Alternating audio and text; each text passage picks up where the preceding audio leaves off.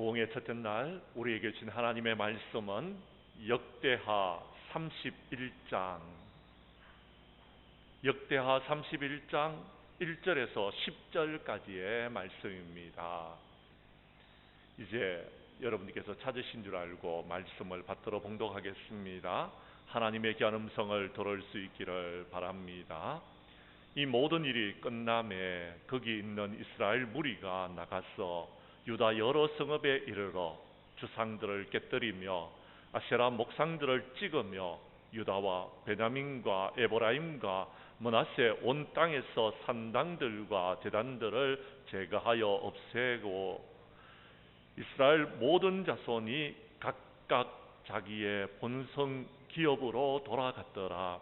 히스기야가 제사장과 레위 사람들의 반열을 정하고 그들의 반열을 따라 각각 자기의 직임을 행하게 하되 곧 제사장들과 레위 사람들에게 번제와 화목제를 드리며 여호와의 휘장문에서 섬기며 감사하며 찬송하게 하고 또 왕의 재산 중 얼마를 정하여 여호와의 율법에 기록된 대로 번제 곧 아침과 저녁에 번제와 안식일과 초하루와 절기의 번제에 쓰게 하고 또 예루살렘에 사는 백성을 명령하여 제사장들과 레위 사람들 목에 음식을 주어 그들에게 여호와의 율법을 힘쓰게 하라 하니라.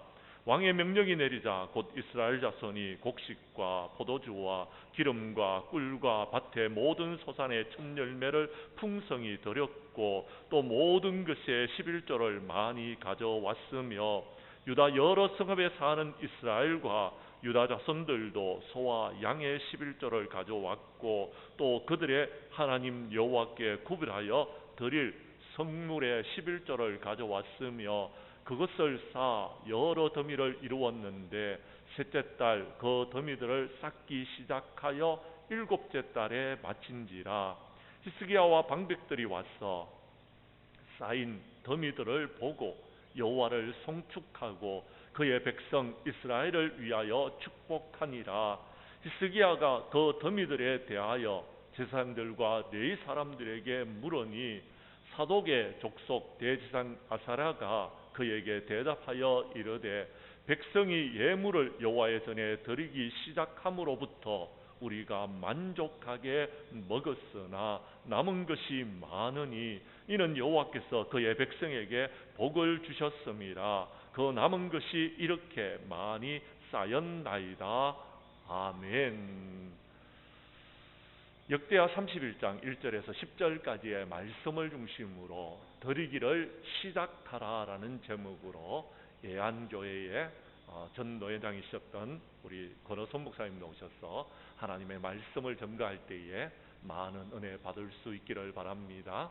노회장 목사님 나오셔서 부흥에 드리는 헌금을 위해서 기도해 주시고 이 시간 말씀 전가해 주시겠습니다. 하나님 아버지 감사합니다. 받은 은혜와 축복을 생각하면서 여기 귀한 예물 하나님께 드립니다. 오늘 밤에 또 은혜와 축복을 사모하면서 예물 드리오니 이 예물을 받아주시고 드릴 모든 분들 개인의 인생에도 가정도 일터에도 큰 복 주시고 또 이 장양 교회 위에도 큰 은혜와 부흥의 역사가 일어나게 하여 주옵소서. 예수님의 이름으로 기도하옵나이다. 아멘. 요즘 부흥회를 한다는 게 참 복받은 교회입니다. 저희도 부흥회를 하고 싶은데 교인들 잘 안 모입니다. 강사 목사님한테 미안해서 부흥회를 못 하겠더라고요. 근데 오늘 보니까 장량교회는 많이 오셨습니다. 제가 장량교회 보니까 하나님께서 보실 때마다 장하다 양들아 그러실 것 같아요. 한번 옆에 뒤에 한번 돌면서 한번 외칩시다. 장하다 양들아. 할렐루야. 장하신 분들입니다. 제가 오면서 제가 목회한 지 몇 년이 되는가 한번 계산을 해봤더니 교육전사 포함해서 올해가 딱 44년째더라고요. 좀 연식이 좀 됐습니다. 44년 동안에 제가 목회를 잠깐 돌아봐요. 운전해 오면서 돌아봤는데 언제 내가 가장 행복했던가 생각해 보니까 우리 교회 교인들이 오셔가지고 저한테 목사님 예안교회 만나게 돼서 너무 감사합니다. 또 어떤 분 또 목사님을 만나게 된 것이 너무 감사합니다. 그런 말 들을 때가 제가 가장 행복해. 가장 기쁘고 목회에 보람도 되고 그런 말 들으면은요 제가 주일 설교 준비를 주일 오후 예배 끝나면 바로 설교 준비합니다. 예, 보통은 한 수요일 목요일쯤 돼서 설교 준비 시작하는데 교인들이 많이 저한테 목사님 예안교회 만나서 너무 행복합니다. 목사님 만난 것이 너무 축복입니다. 이 얘기 들으면요 너무너무 행복해가지고 주일날 저희는 2시에 예배드리는데 오후 예배드리는데 그 예배 끝나면은 제가 바로 설교 준비 들어갑니다. 그만큼 막 설교 준비 하고 싶고 막 그래요. 근데 이제 그렇게 안 되면은 설교 준비하는 게 참 힘든 될 수 있는데 여러분 제가 한번 장량교회 성도님들께 한번 물어볼게요. 여러분들 장량교회 만나게 된 거 행복하십니까? 행복하십니까? 딱 한 분이 보니 표정이 아닌 것 같네. 그러면 우리 김문신 목사님 말씀 듣고 함께 신앙생활하는 것도 행복하십니까? 아까는 한 분이 좀 표정을 이번에 보니까 한 분도 예 없이 다 행복한 표정입니다. 그러면서 교회를 만나게 된 것이 행복하고 목사님 만나게 된 것이 행복하고 그것이 내게 복인 줄로 믿습니다. 교회 와가지고 아이고 내가 어쩌다가 장량교회를 만났나, 아이고 내가 어쩌다가 이 목사님 만났나. 그럼 누구 손해인데? 나만 손해입니다. 이런 교회 오시면은 예배를 통해서 하나님을 만나는 기쁨도 있고 교인들 만나는 기쁨도 있고 목사님 만나는 기쁨도 있고 그러면 그게 나한테 다 복이 되는 겁니다. 그래서 나는 뭐 자꾸 안 좋은 거 보려고 그러지 마시고 좋은 것 보고 감사하면은 이런 큰 은혜가 될 줄로 믿습니다. 이런 교회가 될 때 하나님께서 장하다 양들아 그렇게 아마 하나님께서 흡족해 하실 것 같아요. 여러분 실험 어떤 분이 그 과학자 실험을 했는데 평안하고 내 기분이 좋을 때 입김을 확 불었습니다. 그 입김을 유리병 속에 넣어가지고 고체화 시켰습니다. 예. 그런데 또 한편으로는 기분이 굉장히 안 좋을 때 또 입김을 확 불어가지고 고체화 시켰습니다. 여러분 이 기분이 좋고 평안할 때 입김을 고체화 시켰을 때는 이게 파란색이 나오고 기분이 안 좋고 마음이 상할 때 그 입김을 고체화 시켰을 때는 검은색 혹은 잿빛 색깔이 나왔다는 겁니다. 그래서 이 쥐에게 실험 쥐에게 이 검은 거를 그냥 주입을 시켰더니 400마리가 다 죽더랍니다. 그런데 이 파란색 기쁘고 즐거울 때 나왔던 그 입김을 고체화 시켰던 그 파란색을 인공 쥐에다가 실험 쥐에다 주입을 시켰더니 여러분 그 쥐는 아주 유쾌하게 잘 뛰어놀더랍니다. 그리고 이게 무엇을 의미하냐면요, 여러분 화가 나는 사람들은 화가 났을 때에는 강아지도 만지면 안 됩니다. 화가 난 사람들은 꽃도 만지면 안 됩니다. 왜냐하면 그 생명에 위험하다는 얘기입니다. 여러분 우리 성도들도 마찬가지입니다. 교회 가서 화가 난 채로 교인들 악수하고 화가 난 채로 교사하면서 아이들 쓰다듬고 그러면은 위험하다는 그런 뜻입니다. 우리 여러분 목사님이 주일마다 교인들 만나면 악수 많이 하시잖아요. 여러분 목사님 만약에 화가 난 상태에서 악수하면은요 그 별로 안 좋습니다. 그리고 어떻게 해야 되겠습니까? 목사님과 악수가 아니면 교인들과 만남의 악수를 통해서 여러분들에게 복이 되려면은 서로 기쁘게 해야 되고 평안하게 해야 될 줄로 믿습니다. 평안하고 기쁜 마음으로 악수를 하면은 그게 내게 건강이 되고 내게 축복이 되는 거지. 화가 나고 마음이 불편한 상태라서 여러분 사람들 교인들 만나고 뭐 아이들을 쓰다듬고 이러면은 굉장히 위험하다. 그런 뭐 하나의 실험 결과라고 할 수가 있습니다.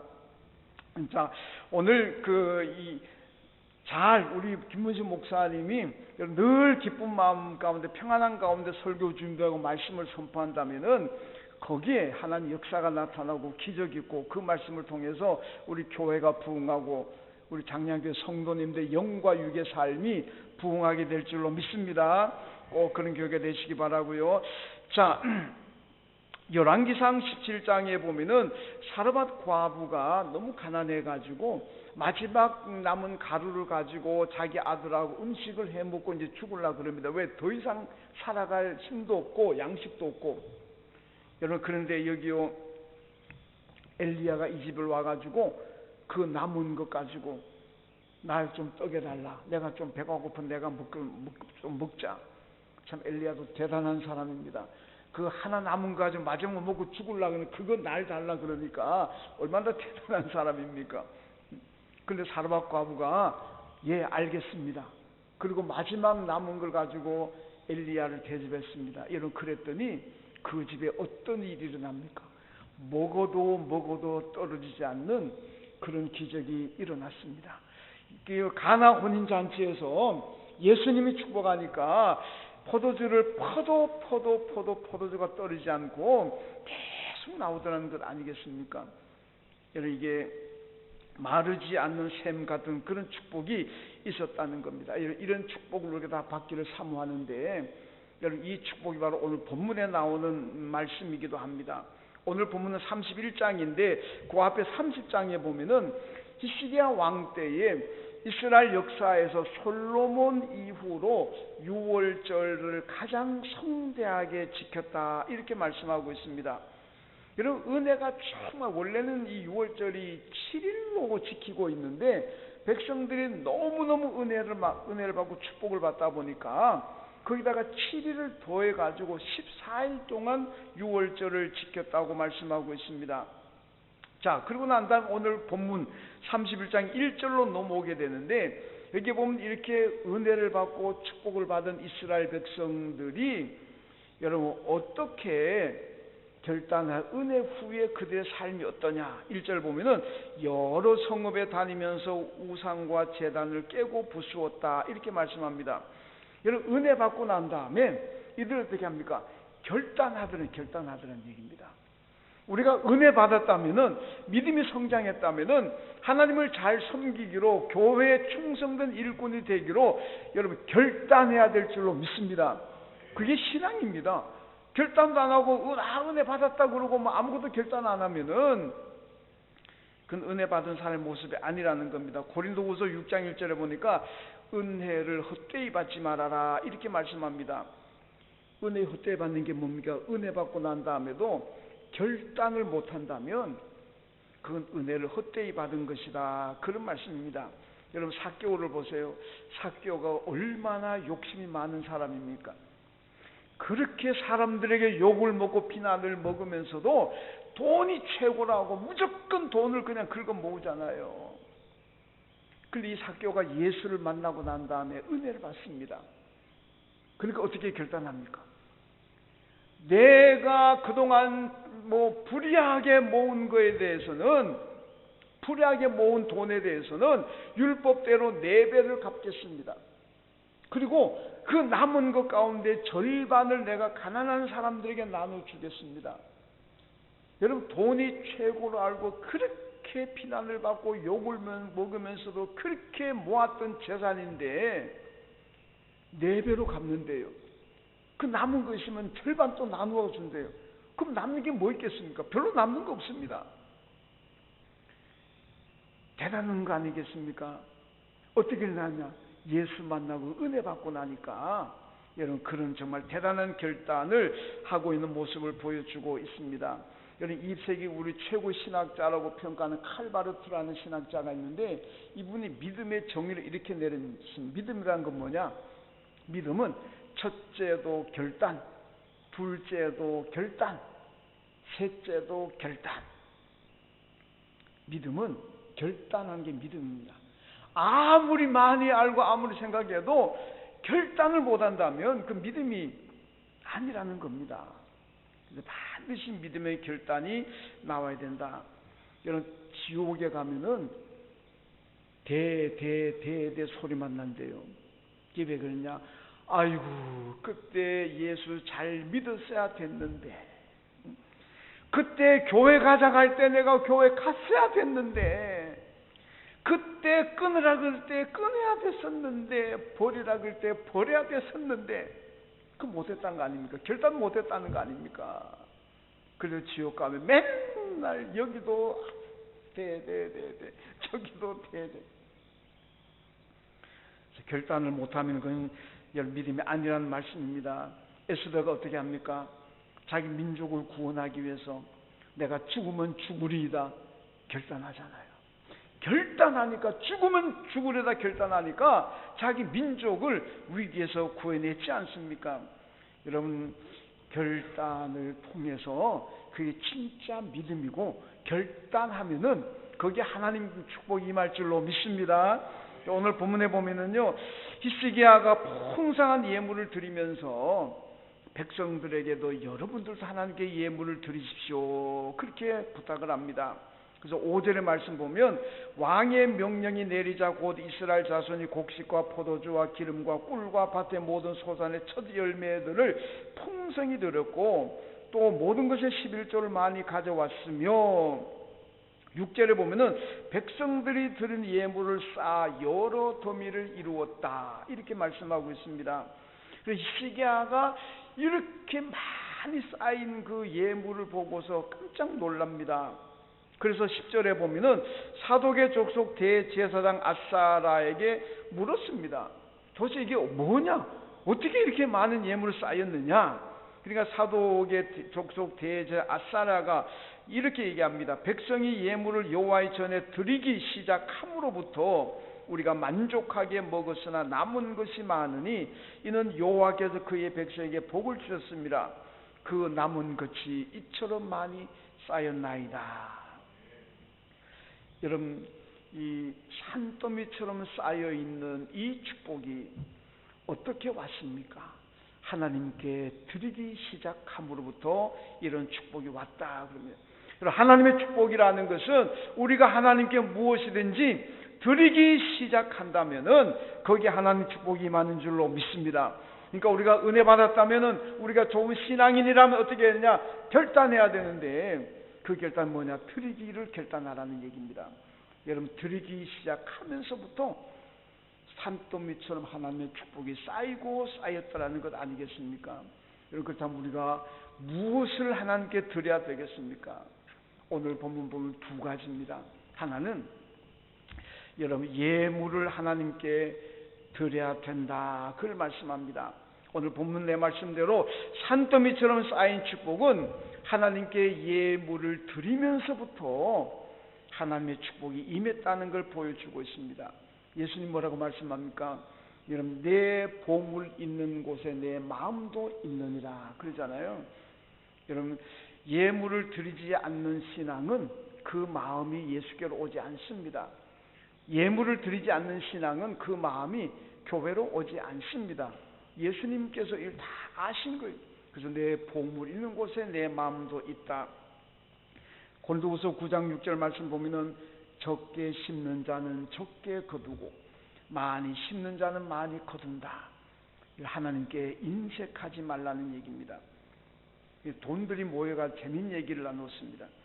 10만 원짜리 수표는, 난 요새 골프장 다니느라고 너무 힘들어 죽겠다. 또 5만 원짜리는, 나는 말도 마, 호텔 다니느라고 나는 호텔도 지겹더라. 10,000 원짜리는, 그래도 너희들 시내 다니지 않느냐? 나는 맨날 저 산골 깊숙한 곳에 절에 다니느라고 난 정말 피곤하다. 5,000 원짜리는, 나도 마찬가지라. 맨날 난 성당에 다니 힘들어. 1,000 원짜리는 어디 갔다 그랬겠습니까? 나는 말도 마. 난 맨날 교회만 다녀. 이게 무슨 의미입니까? 교회 다니는 사람들이 가장 인색하다는 얘기입니다. 10만 원짜리, 5만 원짜리, 10,000 원짜리, 5,000 원짜리는 교회 안 오고 1,000 원짜리만 맨날 교회 다닌다는 겁니다. 누가 이런 얘기 전했는지 모르겠습니다만은, 이런 교인들이 가장 인색하다, 그런 메시지를 주고 있습니다. 여러분 하나님 앞에 인색하지 말라. 찬송가 311장 부르잖아요. 내 너를 위하여 몸보려 피 흘려 내 죄를 속하여 살 길을 주었는데 너는 나에게 무엇을 주느냐. 여러분 지금 사순절 기간 지나고 있잖아요. 주님께서 무엇 때문에 하늘의 영광스러운 보호자 하나님의 그 자리를 버리고 인간의 몸을 입으시고 세상에 오셨겠습니까? 세상 말로 뭔 팔자고 치겠다고 오셨겠습니까? 딱 하나입니다.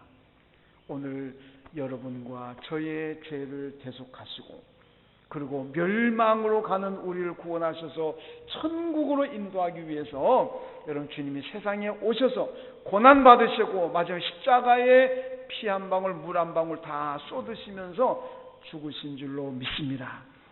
그것이 하나님께서 주님이 우리에게 베푸신 사랑이고 은혜 아니겠습니까? 이런 은혜와 축복을 받았는데 우리가 하나님 앞에 그렇게 인색해서 안 된다 그런 얘기입니다.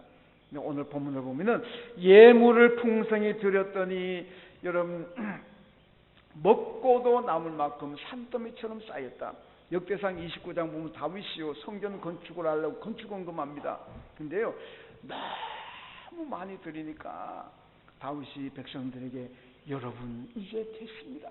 이제 헌금 그만하세요. 건축원금 충분합니다. 그만하세요. 저도 교회 건축하는데 많이 봤습니다. 저희 교회도 건축 2번 했습니다.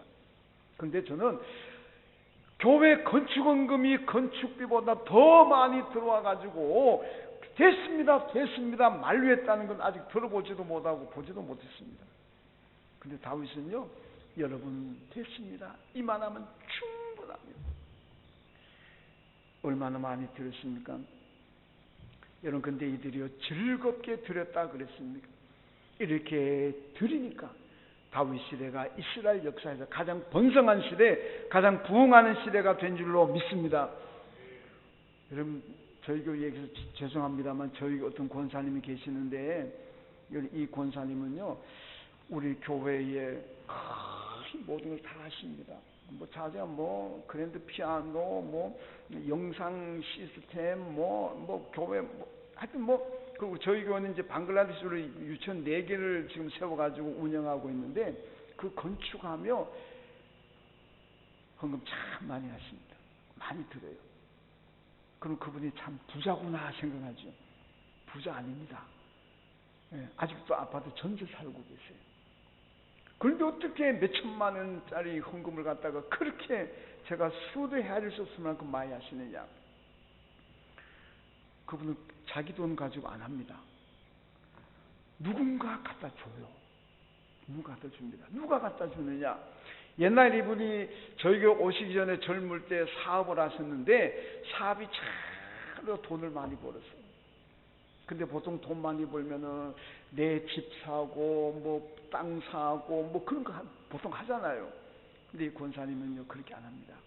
전부 다 가난하고 어려운 아이들, 그 아이들 학비 내주고 옷 사주고 뭐 책값 주고 전부 이랬어요. 근데 그 도움받았던 그 아이들이 이제는 다 장성해가지고 사장도 되고 사업도 하고 돈을 많이 벌어요. 성공했어요. 이 권사님은요 딸만 둘인데 딸 둘이 다 이제 서울에서 의사인데 딸만 둘인데 어느 날 교회도 보니까 남자들이 와가지고도 엄마고 그러더라고요. 권사님 딸 둘은 제가 안 오는데 전부 와가지고 엄마래요.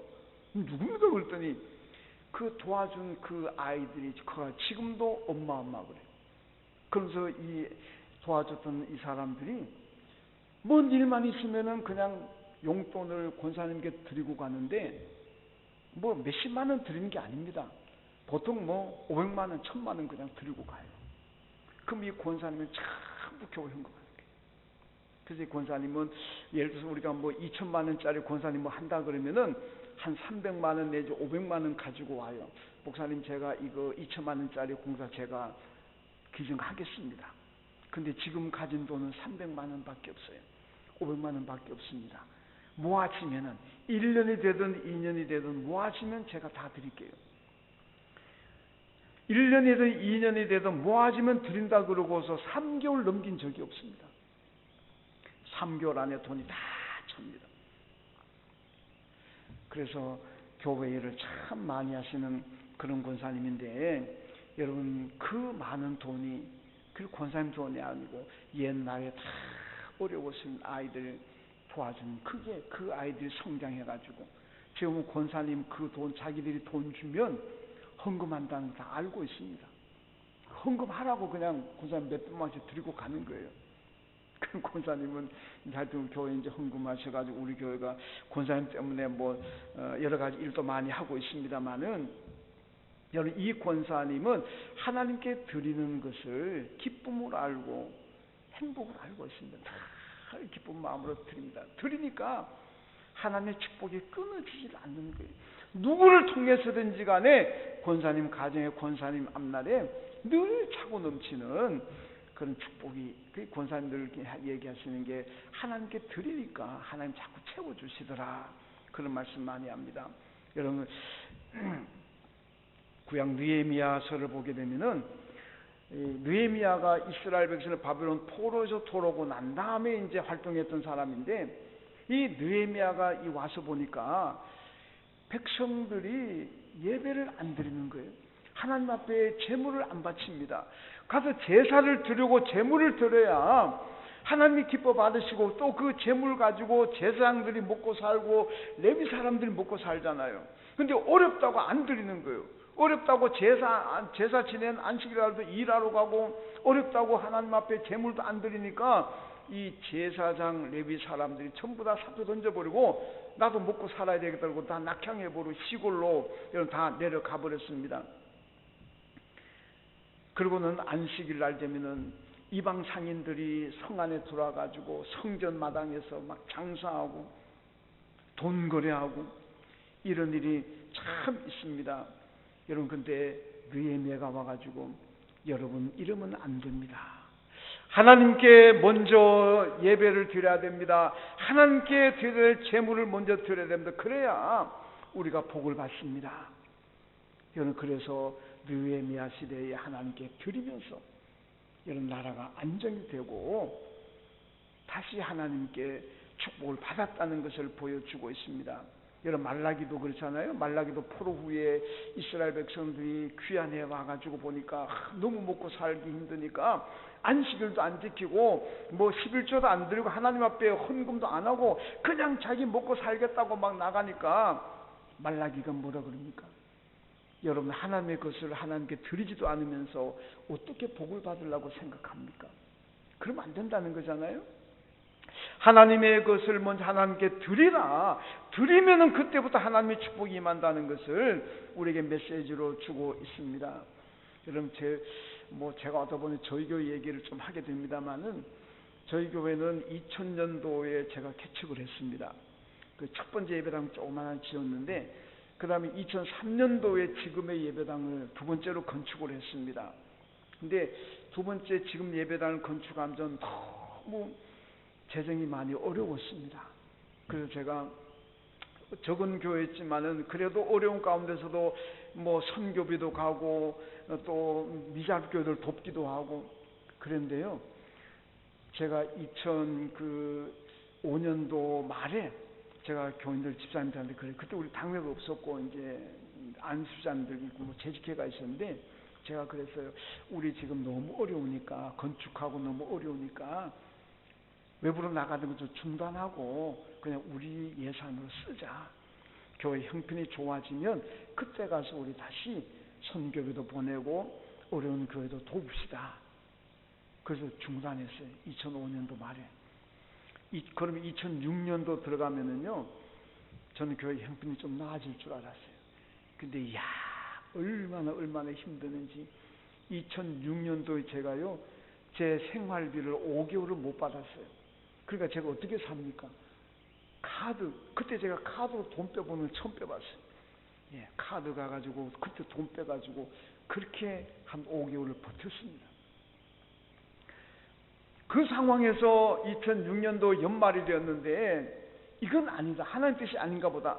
그래서 다시 교인들 얘기했어요. 우리 어렵지만은 다시 선교비 보냅시다. 내가 또 생활비 못 받더라도 보냅시다. 그리고 보냈어요. 그랬더니요, 2007년도 2달 지나고 난 다음에 교회 재정이 완전히 흑자로 돌아버렸어요. 왜? 그때 하나님께서 여러 가정을 보내주셨는데 이분들이 오셔가다 11조를 해버리니까 갑자기 맨날 매달 200만 원, 300만 원. 여러분, 이 장량교가 큰 교회는 200만 원, 300만 원 큰 돈 아니지만 그때 제 개척할 때는 한 달에 200, 300이 적지 않으면 얼마나 큰 돈입니까? 그런데요, 2달 정도 가니까 완전히 몇 배 흑자로 돌아버려요. 그래서 그때 흑자로 돌아가는 게 지금까지도 한 번도 우리 교회가 예산이 뭐 적자가 되고 그런 적이 없습니다. 여러분, 지금은 우리 교회가 아까 말씀드린 대로 방글라데시 예안지원 4개를 세워놓고 우리가 전담으로 운영하고 있는데 우리 교회 성경을 막 쌓여 있어요. 교인들이 너무 성경을 많이 들어가지고 우리가 이렇게 축복받은 거는요, 하나님께 드리기 시작하니까. 어렵다고 안 드리니까 더 어려워. 어렵더라도 드립시다. 드리니까 하나님께서 그렇게 놀랍게 축복하셔가지고, 그럼 지금 우리 교회가 뭐 큰 교회는 아니지만은 재정 걱정은 안 하고 선교 사업도 잘 하고 있습니다. 이게 우리 교회의 간증입니다. 하나님께서 하나님께 드리기 시작하면서부터 하나님 축복이 임하셨습니다. 여러분, 열왕기상 16장에 보면은 히스기야 왕의 아버지가 아하스라는 왕인데, 이 아하스라는 왕이 참 악한 왕입니다. 우상 숭배했는데 아시리아 왕 앞에 가가지고 봉신이 되겠다고 지금 항복합니다. 나는 이제 아시리아 왕의 종이 되겠습니다. 신하가 되게 이거 아닙니까? 봉신으로 이제 되겠습니다. 그러고 절합니다. 그러고 난 다음에 그 표로서 아시리아 국왕 왕과 아시리아 국가를 존중한다는 의미에서 예루살렘에 와가지고 아시리아의 국가신을 예루살렘에다가 제단을 만들어 놓고 거기 가서 절하고 경배합니다. 이게 히스기야 왕의 아버지 아하스의 행함입니다. 그러니까 여러분, 나라가 얼마나 힘들겠어요. 여러분, 그런 나라를 하나님께 축복하시겠습니까? 예루살렘에다가 성전에다가 아시리아 사람들이 섬기는 신상을 만들어 놓고 왕이 거기 가서 절하고 있는데 하나님 그 나라 복 주시겠습니까? 아니잖아요. 많이 어렵습니다. 완전히 백성들 삶이 토탄에 빠집니다. 여러분, 이런 상황에서 히스기야가 왕으로 즉위합니다. 근데 오늘 본문에 보세요. 히스기야 시대가 넉넉하고 먹을 것이 많고 큰 나라 경제가 막 흥왕하는 이런 시대에 백성들이 이렇게 많이 드리는 거 아닙니다. 그 아버지 아하스 때에 나라가 완전히 엉망되는데 얼마나 백성들이 어렵겠습니까? 이 어려운 가운데서도 하나님 앞에 드리기 시작합니다. 풍성히 드리기 시작합니다. 그랬더니 하나님 축복이 산더미처럼 쌓였더라. 이게 오늘 본문의 말씀입니다. 우리 사람의 계산으로는 내가 어려울 때는 안 드리고 하나님께 드리는 거 안 드리면은 내게 뭔가 모아질 것이다, 더 많아질 것이다. 이게 우리 인간의 계산이지 않습니까? 그런데 하나님의 계산은 다릅니다. 어렵다고 하나님께 드리던 거 중단하고, 어렵다고 하나님께 드리던 거 줄이고, 그러면요, 인간의 계산으로는 분명히 더 남을 겁니다. 그런데 남지 않습니다. 하나님의 계산은 그런 게 아니라는 겁니다. 오늘 본문 보세요. 아하스 왕의 악행으로 얼마나 삶이 어렵습니까? 그 어려운 가운데서도 풍성히 드리니까 하나님의 축복도 산더미처럼 쌓이는 복을 받았습니다. 여러분, 장량교회 성도 여러분, 부흥회라는 게 뭡니까? 교회가 부흥하고 여러분의 신앙도 영적으로 육신적으로도 부흥해야 되지 않게, 이게 부흥인 줄로 믿습니다. 그 부흥이 어떨 때부터 하나님께 드리기 시작하면 그때부터 부흥의 역사가 있게 될 줄로 믿습니다. 여러분, 하나님 앞에 많이 드리십시오. 그러면은 드리기 시작하면서부터 하나님의 축복이 여러분에게 또 교회에 놀랍게 임할 줄로 믿습니다. 그 다음에 또 하나는요, 오늘 보니까 시간을 드리라. 여러분, 6월절이 원래 7일인데 너무 은혜가 크니까 요즘 말로 성령이 임하니까 백성들이 자원해서 우리 7일 더 드립시다. 14일을 드립니다. 여러분 14일을 일 안 하고 하나님께 예배 드릴 시간을 드린다는 것은 생계의 위협이 될 수가 있습니다. 그런데 그것 14일 하나님 앞에 드렸다고 해서 굶어 죽는 사람 없습니다. 시간을 드리기 시작하면서부터 하나님의 축복이 놀랍게 임한 줄로 믿습니다. 여러분 저는요 어릴 때 겨울에는 밥 2끼 먹었습니다. 왜? 집이 가난해가지고. 저희 집이 원래 그렇게 밥 3끼 못 먹을 정도로 가난한 집은 아닌 것 같은데 저희 아버지가 늦게 신학을 하셔가지고 하여튼 뭐 돈 된다 싶은 거 다 장에다 갖다 팔았어요. 쌀 팔고 보리쌀 사 먹고 뭐 배추도 좀 좋은 거는 다 갖다 팔고 그리고 안고 속고 없는 거 시퍼런 거 그런 거 우리가 먹고 네. 감자든 고구마든 차오든 뭐든지 간에 막 돈 된다 싶으면 다 갖다 팔고 시장 갖다 놔도 안 팔리는 거 우리가 먹고 근데 그것도 배부르게 못 먹고 겨울에는 저녁 일찍 먹고 아침 좀 늦게 먹고 저녁 일찍 먹고 이래가 2끼로 때웠습니다. 밤에는 배고프잖아요. 그래서 이제 배추뿌리 깎아 먹고 무 깎아 먹고 그때는 그게 참 없어서 그거 먹었는데 지금 생각하니까 그게 보양식이더라고요. 네, 보양식이었어요.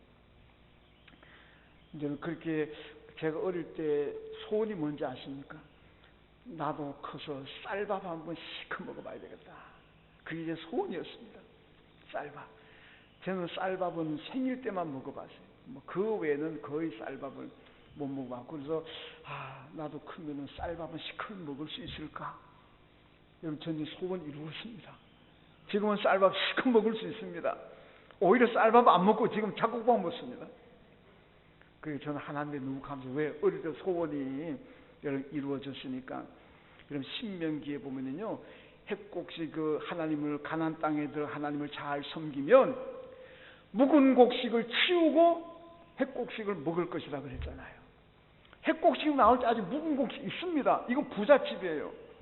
근데 저희 집은 핵곡식 나올 때 이미 그거 나오기 전에 벌써 다 떨어집니다. 뭐 감자 고구마 고 이렇게 하다 보니까 제가 쌀밥 먹는 게 정말 소원이었는데 근데 저희 할아버지는요 휴일날도 일 안 하십니다. 제 고향이 어디냐면요 청송교도소에 있는 거기가 제 고향입니다.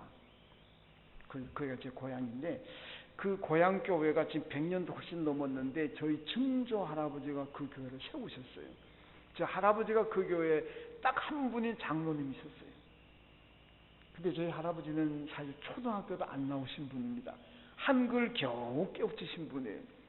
근데 시골 교회 목사님이 전도사님도 안 계시잖아요.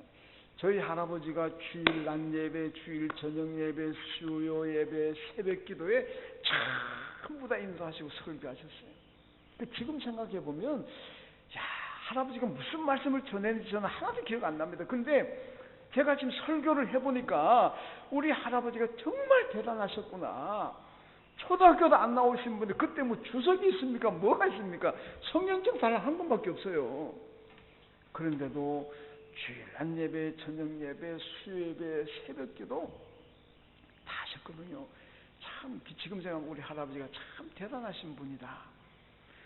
여러분 동네에서요 저희 집 보고 굉장히 무시 많이 했어요. 아니 온 식구들이 가난해가지고 밥도 2끼 먹고 사는 주제에 뭘 주일날마다 교회 가서 하루 종일 붙어있고 남들이 가서 일하는데 그 시간에 가서 일하지 그렇게 하고 있냐고. 저 집안은 저러다가 망한다. 2끼 먹고 굶어도 싸다. 동네에서 이렇게 됐어요. 그래서 동네에서 뭐 먹을 일 생기면요 우리 할아버지 오라 그러지 않습니다. 근데 일할 때 있으면 오라 그래요. 같은 우리 동네가 안동 권가 집성촌이거든요. 전부 나가면 다 뭐 할아버지 아재 뭐 다 이렇습니다. 그런데도 우리 예수 믿는다고 저 불효자식들 예수 믿는다고 동네에서 참 무시 많이 당했고 소외되었습니다. 여러분 그런데도 저희 할아버지는 주일에 모든 일을 멈추고 하나님 앞에 온전히 드렸습니다. 여러분 지금은요 우리 고향 가면요 저희 집을 참 부러워합니다. 고향 동네 어르신들이 그때 너희 윗대가 그렇게 무시당했는데 너희 집안이 참 복을 많이 받았다. 그래요. 제가 4남매인데 저희 또래가 한 30명 됐어요, 동네. 그 중에 전교 1등한 아이도 있었어요. 근데 아무도 대학 못 갔어요. 저 혼자 대학 갔어요. 우리 사이에 전부가 좋은 대학은 아니지만은 다 갔어요. 그러니까 동네에서 야, 대학 간 집은 저 집밖에 없다. 예수 믿으니까 결국 복 받는구나. 이런 어려운 가운데서도 하나님께 시간을 드리니까 하나님께서 복을 주시는 줄 믿습니다. 여러분, 주일 예배 시간이 왜 중요하냐? 여러분, 예레미야 24장에 보면요, 두 환상이 나오는데 이 무화과 두 광주리가 있습니다. 한 광주리는 좋아서 먹을 수 있고 한 광주리는 무화과 썩어서 못 먹는 광주리입니다. 근데요, 썩어서 못 먹는 광주리는 이거는 팔레스타인 유대인 공동체, 애굽의 유대 공동체. 이거보다 먼저 설명드려야 될 게 이스라엘이 바벨론의 남왕국이 멸망했을 때 유대인 공동체가 3개가 됩니다. 하나는 바벨론의 포로로 끌려간 공동체가 있고, 하나는 이스라엘에 그대로 남아있는 팔레스타인 공동체가 있고, 하나는 애굽으로 피난 가서 했던 애굽의 그 피난 공동체, 3개가 있습니다. 근데 썩어서 못 먹는 공동체는 바로 이스라엘에 남아있는 공동체고 애굽에 피난 간 공동체다. 그런데 맛이 좋아서 잘 먹을 수 있는 그 한 광주리는 바벨론 공동체다, 이렇게 얘기합니다. 그래서 하나님께서 내가 바벨론 공동체는 지켜줄 것이고 보호할 것이고 다시 회복시켜줄 거다. 그런데 이스라엘 남아있는 팔레스타인 공동체하고 애굽에 피난민 공동체는 내가 멸하리라 그랬습니다. 여러분, 왜 그랬게요? 보세요. 이스라엘 공동체에는 예루살렘 성전이 있습니다. 애굽의 공동체도 레온토폴리스라는 곳에 성전이 세워졌어요. 두 곳은 성전이 있어요. 근데 바벨론 공동체는 성전이 없습니다. 근데 왜 바벨론 공동체만 하나님께 회복시켜 주십니까? 비록 바벨론 공동체는 성전은 없었지만은 안식일만 되면은 바벨론 강가에 나와가지고 예루살렘 성전을 바라보면서 눈물로 기도하고 예배를 드립니다. 여러분, 다니엘이 하루 3번씩 창문 열고 예루살렘 보면서 기도했다 그러잖아요. 그 다니엘만 그런 게 아니고 바벨론 포로민 공동체가 비록 성전이 없어서 바벨론 강가에 나왔지만은 거기서는 다 예루살렘 보면서 기도하고 예배합니다. 그런데 이스라엘 공동체, 팔레스타인 공동체, 애굽의 공동체는 성전은 있었지만은 예배가 드려지지 않습니다. 왜? 제사장이 아무도 없어요. 팔레스타인 그 바벨론 공동체는 제사장들이 다 거기 가 있거든. 그러니까 여러분, 비록 성전은 없었지만은 예배가 드려지니까 하나님께서 그 바벨론 공동체는 회복시켜 주신다. 회복되잖아요. 이스라엘 공동체, 이거 남아있던 공동체, 사마리아 대가 다 풍지박산됩니다. 애굽의 공동체요, 여러분, 주전 2세기쯤 돼 와가지고요, 주 1세기까지 거기에 알렉산드리아의 18만 명 유대인이 몰살을 당합니다. 여러분, 18만 명이 놀라지도 않으시네. 요즘 우리나라에 100명, 200명, 한 1000명만 만약에 사고로서 나 죽는다 그러면 나라 다 뒤집어집니다. 근데 그 고대 세계에 18만 명이 몰살당했어요. 하나님의 말씀대로 되잖아요. 왜 그런지 아십니까? 바벨론 공동체는 하나님께 예배를 잘 드립니다. 여러분, 예배가 드려지면 어디 있든지 하나님께서 함께 하실 줄로 믿습니다. 아무리 좋은 성경 가지고도 무슨 예배가 안 드려진다면 그 믿음이 아니라는 겁니다. 이사야 58장 보면은 하나님께서 안식일을 존귀한 날로 생각하고 안식일에 사사로운 일을 하지 아니하고 안식일을 온전하게 잘 지키면 축복 약속하는 너희가 즐겁게 살 것이다. 내가 땅의 높은 곳에 올릴 것이다. 야곱의 기업으로 내가 너희를 기를 것이다. 여러분, 야곱이 빈손 들고 나가잖아요. 돌아올 때 거부가 되어 돌아오잖아요. 그래서 하나님께서 안식일을 잘 지키고 주일 예배를 잘 드린다며, 이 시간을 하나님의 복 온전히 드린다면 즐겁게 사는 축복을 주실 것이고 높은 곳에 올린다 하나님께서 귀하게 여겨주시고 야곱이 받은 축복을 주시겠다. 이게 여러분 하나님의 약속입니다. 여러분, 그러니까 주일 하나님 앞에 시간 온전히 드리십시오. 예배 드린 곳은 하나님께서 축복하실 줄로 믿습니다. 대단히 죄송한데 저희 교회 하나만 딱 할게요. 우리 이름 제가 밝히 우리 교회 송강욱 장로님이라고 계신데 우리 장로님 아실지 모르겠습니다만 이분이 사업하는 분입니다. 근데 교회 집이 어디냐? 교회 바로 교회에서 직선거리로 한 20-30m 되는 아파트에 삽니다. 근데 늘 새벽기도 올 때마다 차를 가지고 차 타고 오세요. 왜 그러냐? 새벽기도 끝나면 바로 공장에 가시려고. 근데 이 장로님이 어느 날인가 자기 교회 늘 하는 대로 새벽기도 간다고 교회를 온다고 차를 몰고 나갔는데 한참 가다 보니까 교회가 아니고 자기 공장으로 가고 있더라는 거예요. 그래서 장로님이 아이고 잘못 들었구나. 교회 가야 되는데 그리고 시간을 보니까 이미 돌아가지고 교회 가도 새벽기도 끝날 시간이 됐기 때문에 그냥 포기하고 그냥 회사 가서 그냥 거기서 기도해야 되겠다. 그리고 회사 가는 거예요. 가다가 보니까 자기 공장 쪽에서 어디가 막 불길이 솟더래요. 그래서 아이고 어디서 불이 났나. 아이고 저 어쩌지.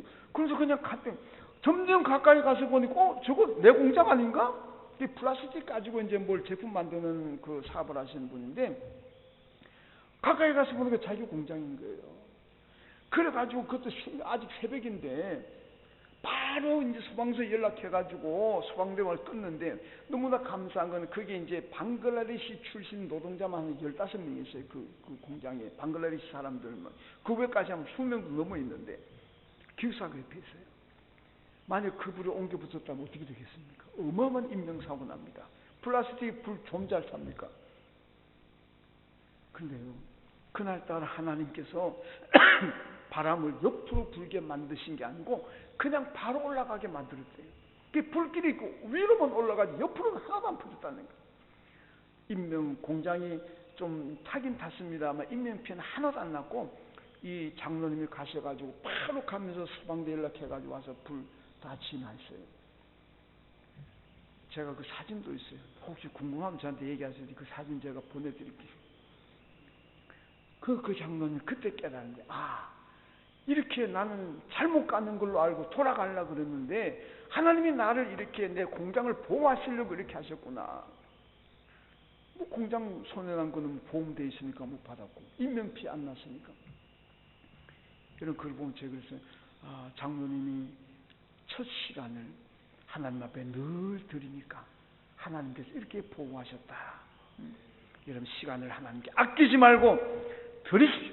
시간을 드리면서부터 하나님께서 축복하실 줄로 믿습니다. 여러분 신명기 28장 47절 이하에 보면은 내가 모든 것이 풍족하여도 기쁨과 즐거운 마음으로 내 하나님 여호와를 섬기지 아니하면 줄이고 목마르고 헐벗고 모든 것이 부족한 중에서 여호와께서 보내사 너를 치게 하실 적군을 섬기게 될 것이며 그가 마침내 너를 멸하실 것이라. 이스라엘 가나안 땅 들어간 이스라엘 백성들 너희가 가나안 땅 들어가 가지고 너희 하나님 여호와를 기쁘고 즐겁게 섬기지 아니하면 너희는 헐벗고 굶주리고 적군에게 멸하게 될 것이다. 그러나 반대로 기쁘고 즐거운 마음으로 하나님을 섬긴다면 너희는 멸하지 않을 것이고 너희가 복을 받을 것이라고 말씀합니다. 여러분 기쁨과 즐거운 마음으로 하나님께 시간을 드리십시오. 하나님께서 축복하실 줄로 믿습니다. 여러분 어떤 아버지들이 많이 그러잖아요. 저도 그래 봤습니다. 자기 아들들에게 야 구두 좀 닦아라. 내 용돈 줄게. 여러분 구두 닦은 데 가면은요 훨씬 잘 닦아줍니다. 반짝반짝 닦아주고 얼마나 잘하면 아들한테 맡겨봐야 침만 탁 뺐지 제대로 닦습니까? 그런데 왜 아버지들이 아들에게 맡깁니까? 용돈 주려고 아들한테 돈 주려고 그러는 거 아닙니까? 여러분 하나님께서는 이 우주 만물을 말씀으로 창조하셨습니다. 말씀 가지고도 교회 부흥시킬 수가 있고 말씀 가지고 하나님의 역사를 이루어갈 줄로 믿습니다. 그런데 왜 오늘 일꾼들을 세워 교회 목사, 장로, 권사, 집사님들, 평주들을 세워가지고 왜 일하십니까? 그것도 기쁨과 감사함을 하면 그나마 다행인데 불평불만하면서 아이고 내 교회 같은 맨날 바빠 죽겠는데 맨날 목사님 일하라 그러고. 여러분 하나님 말씀으로도 얼마든지 할 수 있는데 왜 불평불만하기 좋아하는 저와 여러분에게 일을 맡기시겠습니까? 하나님의 속마음은 우리를 축복하시려고 맡기시는 줄로 믿습니다. 아버지가 아들에게 구두 닦는 거 못 닦지만은 용돈 주려고 맡기는 것처럼 하나님도 우리를 축복하시려고 우리를 일꾼으로 세우신 줄로 믿습니다. 그러니까 여러분 기쁜 마음으로 즐거운 마음으로 하나님께 시간을 드리십시오. 여러분 옛날 학교 갈 때 보면은 어쩌다가 참새가 교실에 들어옵니다. 그럼 아이들은 막 그 참새 잡으려고 막 앞에 가면 앞에서 잡으려고 뒤에 가면 뒤에 잡으려고 교실이 막 엉망되잖아요. 왜 그렇게 합니까? 그 잡아가지고 꼭 먹으려고 그럽니까? 그 참새 잡아가지고 죽이려고 그럽니까? 아니잖아요. 참새 잡아가지고 바깥에 띄워주려고 그러잖아요. 근데 이 참새는 어떻게 생각합니까? 잡히면 죽는 줄 알아요. 사실 아이들은 그 참새 잡아가지고 훨훨 안전하게 날아가도록 하려고 잡으려고 그러는데 이 참새는 잡히면 죽는 줄 알고 막 필사적으로 도망다녀요. 여러분 이게 참새의 이 필사적으로 도망다니는 것이 오늘 우리의 모습은 아닙니까? 하나님께서 우리를 잡는 것은 축복하시려고 그러는데 하나님께 잡히면은 그게 축복이고 그게 생명인데 그 잡히면 죽는 줄 알고 그냥 피하려고 빠져나가려고 미꾸라지 여러분 미꾸라지 손에 딱 잡고 빠져나가잖아요. 요 미꾸라지 빠져나가는 것처럼 하나님께 잡히면 죽는 줄 알고 빠져나가려고 하는 것이 여러분 우리 모습이 아닙니까? 하나님께 잡히면은요 죽지 않습니다. 여러분 그래서 어떤 사람들은 잡히면 죽는 줄 알고 적당히 대충 믿음 생활 하려고 그럽니다. 여러분 베드로가 왜 예수를 부인합니까? 왜 베드로가 예수를 부인합니까? 내가 죽을지언정 영생의 말씀이 주님께 있으니까 내가 죽을지언정 나는 주님을 떠나지 않겠습니다. 배신하지 않겠습니다. 그랬던 베드로가 왜 배신합니까? 마가복음 14장 54절에 보면요 그 이유가 나옵니다. 베드로가 예수를 멀찍이 따랐다고 그랬어요. 멀찍이 따랐다. 여러분 축구할 때 보면 토탈 사카라 그러잖아요. 이게 뭡니까? 최전방 공격수와 미드필드 미들라인하고 수비라인이요 간격이 좁아져요. 간격이 좁아져요. 이게 요즘 현대 축구라는 거예요. 이 간격이 넓어지면 상대방 쉽게 침투를 하는 거예요. 맞죠? 수비, 공격, 미들, 수비 라인이 간격이 넓어버리면은 상대방 공격수도 마음대로 휘짓고 다닙니다. 근데 간격을 딱 바짝 좁혀버리면은요, 상대방이 못 들어옵니다. 그러니까 현대 축구는 그 간격이 좁아지잖아요. 여러분, 신앙도 마찬가지입니다. 예수를 바짝 따라가야 됩니다. 예수와 거리가 멀어지고 간격이 넓어지면은 그게 사탄이 들어옵니다. 사탄이 침략하면은 결국 내가 신앙생활 제대로 못한다는 겁니다. 그래서 여러분 시간을 하나님께 잘 드리는 게 뭐냐? 예수와 간격을 좁히는 거고 예수를 바짝 따라가는 겁니다. 오늘 본문은요, 이스라엘이 아스의 우상 숭배로 굉장히 힘들었지만은 그럼에도 불구하고 하나님께 물질도 아낌없이 드리고 시간도 아낌없이 드립니다. 여기 드리면서부터 하나님의 축복이 임했고 드리면서부터 여러분 나라가 번성하게 된 줄로 믿습니다. 여러분 부흥에는 교회도 부흥하고 교인들도 부흥하고 영혼이 부흥하고 육신도 부흥해야 되지 않겠습니까? 여러분 그렇다면 부흥하기를 원한다면 하나님께 아끼지 말고 풍성히 드리십시오. 물질도 풍성히 드리고 시간도 풍성히 드리십시오. 여러분 저는요 우리 목사님은 저도 저희 교회에서는 헌금 설교를 못합니다. 헌금 많이 드리세요 이 얘기 저는 못합니다. 근데 여기니까 제가 하는 거예요. 왜냐하면 김 목사는 잘 못하실 거예요. 목사님들 다 되게 비슷합니다. 아주 배짱이 두둑한 분 아니면은 자기 교회에서 헌금 얘기 잘 못합니다. 근데 저는 이 교회 목사가 아니니까 제가 마음 놓고 하는 거예요. 여러분 물질도 풍성히 드리시고 시간도 풍성히 드리세요. 오늘 말씀 보니까 드리면서부터 하나님의 축복이 풍성히 임해가지고 하나님의 축복이 산더미처럼 쌓였더라. 이게 오늘 말씀입니다. 여러분 뭐든지 풍성히 들으심으로 하나님의 축복이 쌓이고 쌓이는 그런 우리 장량교회 여러분 성도의 삶이 되시길 주님의 이름으로 축원합니다. 하나님 아버지 감사합니다. 오늘 이 시기야 시대에 이스라엘 백성들이 풍성히 드림었습니다. 물질도 풍성히 들었고 시간도 풍성히 들었고 드리기 시작하면서부터 큰 축복이 있고 기적이 일어났고 산더미처럼 쌓이는 복을 받았습니다. 우리 장량교회가 이 부흥회를 통해서 예물도 풍성히 드리고 시간도 풍성히 들여서 산더미처럼 쌓여오고 먹고도 남는 그런 축복을 받는 교회와 성도들 다 되게 하여 주옵소서. 예수님의 이름으로 기도하옵나이다. 아멘.